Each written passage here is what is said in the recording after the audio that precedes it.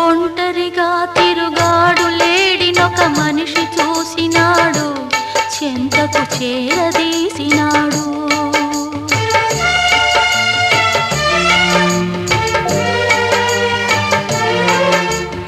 అభమో శుభమో తెలియని లేడి అతనిని నమ్మింది, తన హృదయం పరిచింది.